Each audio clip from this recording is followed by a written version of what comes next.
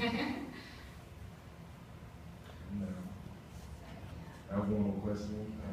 It pertains to the balancing of cost and incentive for creators, copyright.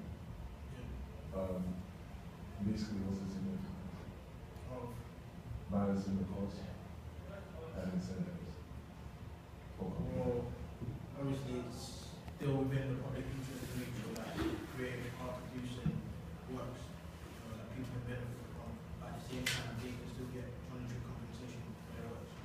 So you need to provide a reason why creators or copyright owners are still going to be creating the content. I mean, they also need to get remunerated for that. But at the same time, for example, academics that need works for their studies, they will still need to benefit from that growth. So it's important that both parties are getting looked after, basically. Anyone else from the audience? Well, your question was about the balance between author and users, and from your presentation, it seems that you try to prove that the authors have good level of protection.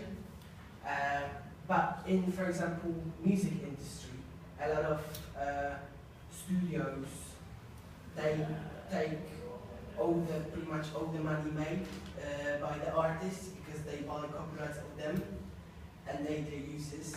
So don't you think that's not good for the artists in terms of the recording or the studios take basically all the profits from them?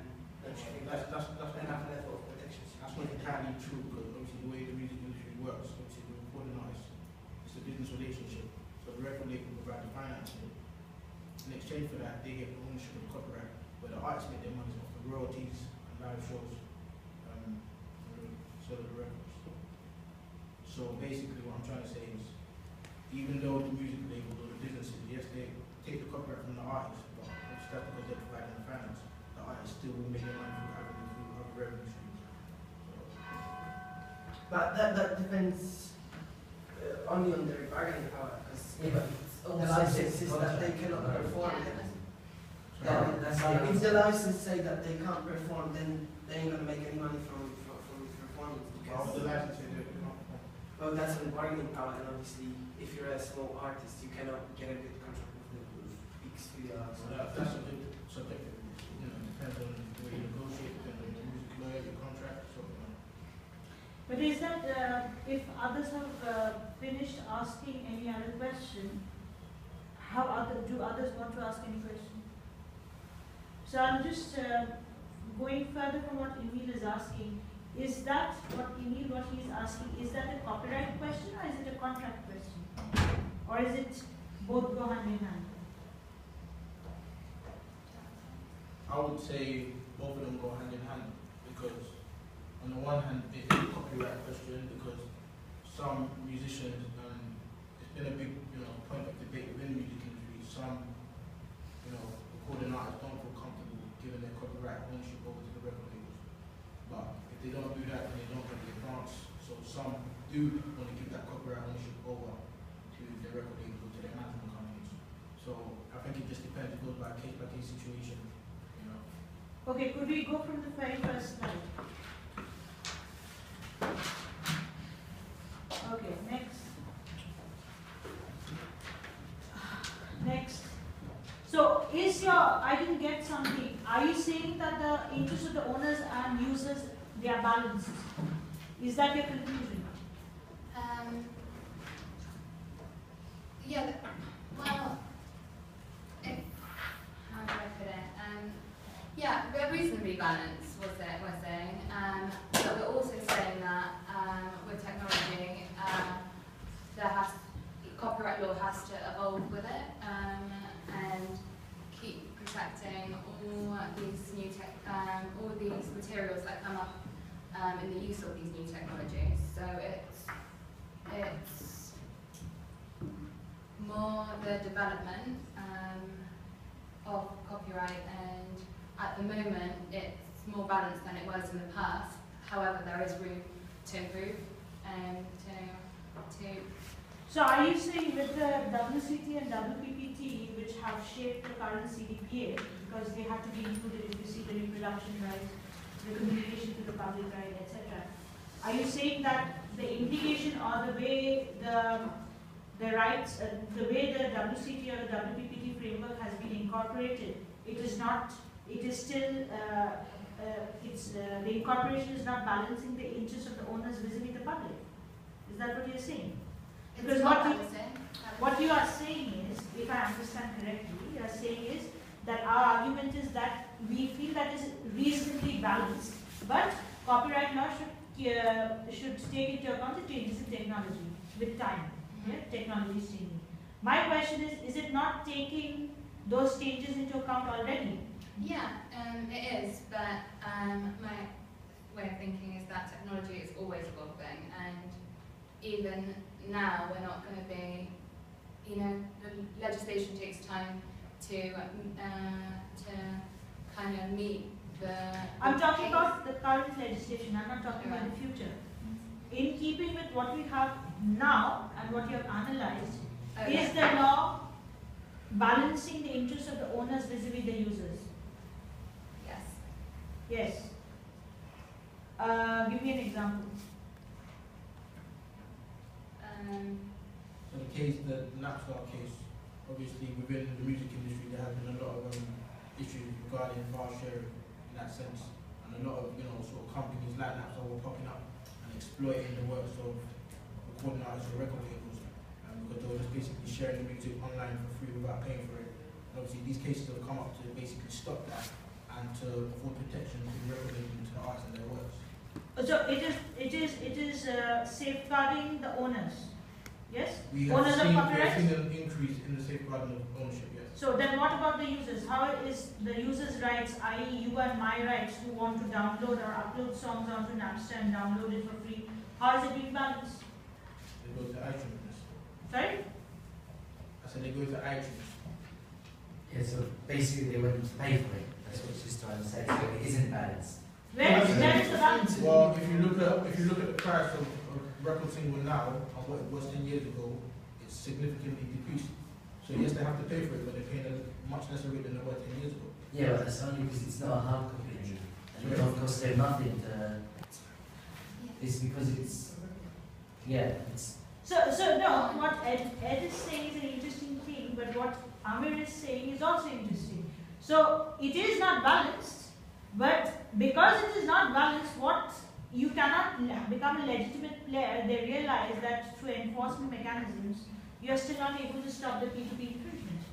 So one of the strategies to reduce the P2P infringement is to release single copies but at a competitive rate. Yeah, like electronic copies. That's But why does they- that- You have temporary reproductions, which is YouTube, so we can listen to it without paying for it. So Yeah, but we're you're saying not downloading. getting a proper... yeah, but quality. downloading is So illegal, you but own you it. can still get like that's like Exactly, so if you just listening on YouTube, just making a temporary copy. That's Yeah, but piracy is No, in but- favour of who? what? Piracy law is in favour of who? The The users, user, the the yeah, the companies. exactly. So not the end user. So it's not balanced. And also another thing you have to question is not everything is legitimately put on YouTube. Things have been infringed and put on YouTube. Again, who are the people who are saying that we are losing out on money? It's the owners of copyright who own music, software, films, etc. And it's like you and me. So even streaming as an act is what? Is it infringing or not? It is. It's not. It's not. No. Because Streaming is not from infringement. streaming services, the artists still getting paid a percentage. What, from YouTube? No, YouTube not streaming service, I'm talking about iTunes. Ah. No, but streaming as an act, is it infringing the reproduction right under Section 17? Is it infringing the rights? Is it infringing the reproduction right under Section 17? No, because it's a structure that's been specifically put together to balance the creators and the users of the content. I don't think you're getting the question. Is the act of streaming an infringement under Section 17? Yeah, because you're performing the exclusive rights of But the owner. the authors have allowed the infringement. I was just talking about the reproduction right. Performance is a separate right. Yeah. Is it When you say infringing streaming, Section 17? are you talking of what? Basically, when you stream a song, when it goes like, when it downloads, it's basically, it downloads a temporary copy, which So it's give an example of technically streaming classed service. as Give me an reproduction. example of a streaming service that you think is infringing the rights of. Yeah, when you stream something on YouTube, it actually creates a temporary copy on your computer, Okay. and that's reproduction, so you are infringing. Yeah, but see, I'm talking about the legitimate frameworks that have been designed like Spotify and iTunes, where the creators of content are still getting rewarded for their works, as well as the users are still being able to listen to their music. We are not talking about legitimate things where you have to pay. As in paying, a consumer paying obviously means that copyright is stopping them from getting the content for free. Yeah, But Which in Spotify is effect- for free. Sorry? Spotify is for free. Spotify is free only because it is the business model is advertising. yeah. It is not free in reality. Nothing is free It's- at the end, right? So sticking to the copyright regime only, what you find the law right now, I was asking you to reconsider your conclusion as to whether you think it's really balanced or it is tilted towards any one of the sides more. And hence I was asking you for some certain, examples of the law itself. So what's your question now? It remains the same. Is it balanced in terms of the user, or are the copyright owners and i.e. companies they have no power? Well, it's balanced to the extent that it should be, because it should really protect the owners more. So obviously things such as fair use, it does bring into consideration the users, but in my opinion, it's balanced to the extent that it should be. But if you protect the owners more, It's not in public it's interest. a monopoly. It's not in public interest. Yeah, but they're still able to obtain information, even if it is at a cost, you're still getting it, and it's not expensive. So there is still users' interest taken into consideration. Like, if you're going to give it to everyone for free, how do the owners make money? The owners go out of business, then you have no data, no music, no information, no publication, so there's no point. Yeah, but then for making one key, you can make 10 million. That's promoting. Let's go and tell them. Okay, let's stall this. Let's go to the next slide. I want to see the slides again. Wait, slowly, don't go so abruptly because otherwise I can't ask you questions. Yeah, next slide. Next.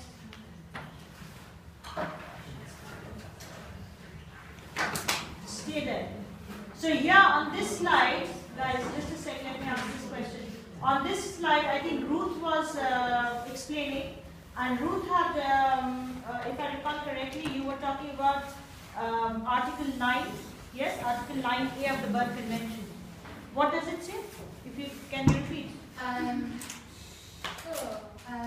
Article 9, Section A permits the reproduction of artistic and literary works and without permission, key point, under special circumstances. This is taking into account that it doesn't go over or override any of the owner's original or normal exploitation rights, and also it is in consideration of fair practice. So this is allowed. This is an exception to the reproduction right? Yeah, this is an exception. Okay, so what is it called? This has a name. This was the name? What is this exception called? Fair use? No. Fair use is firstly a term not used in the CDPA. Okay.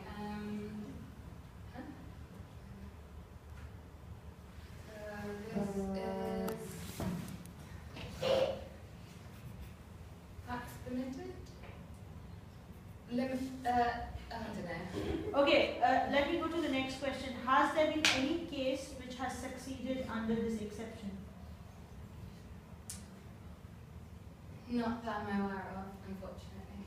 So in theory, what I understand is in theory you have a lot of exceptions, but in practice it doesn't really work out for the users.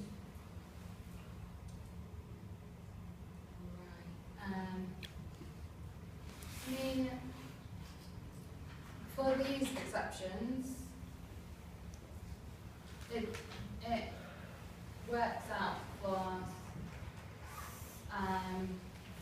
say, us being students or like anyone doing research. I mean, these have practical applicability. Criticisms, reviewing, and reporting current events you see in the media all the time. So where are the cases? I didn't include the cases. I wanted to cover a bit more than I could do, I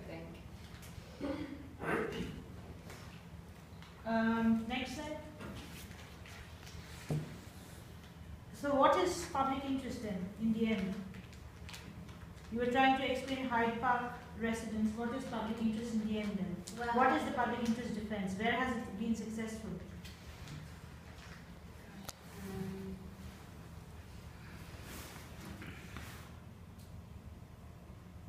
I also didn't know this. Another thing I wanted to point out, just go to the moral rights slide. You had a moral rights slide, I think. What? Yes. So here is and people who have done the moral rights presentation, I think you will know, is moral rights for owners or for authors? For authors. No, authors only. Exactly. Because- So are authors always equal to owners? No. Authors, they may create the work, but for example, under employment, Section 11(2), they may not own the rights, Could be working. but the moral rights, they could assert, for example, in the works. But they don't have Owners- this. They don't owners have, themselves don't have more rights than that. no, the authors do. Yeah. Authors have it. Because it's a personal thing to the author who actually created the work. They might have created it under employment or commissioned by someone, like under employment for someone else, or they paid for it, someone else paid for it, etc. But they actually did it themselves, so it's personal and to their own honour and reputation. So just sticking to this slide, you understand where it should have been amended, because moral rights is not for owners, it is for authors only. Yes. Okay, I think that's enough for this book. Thank you.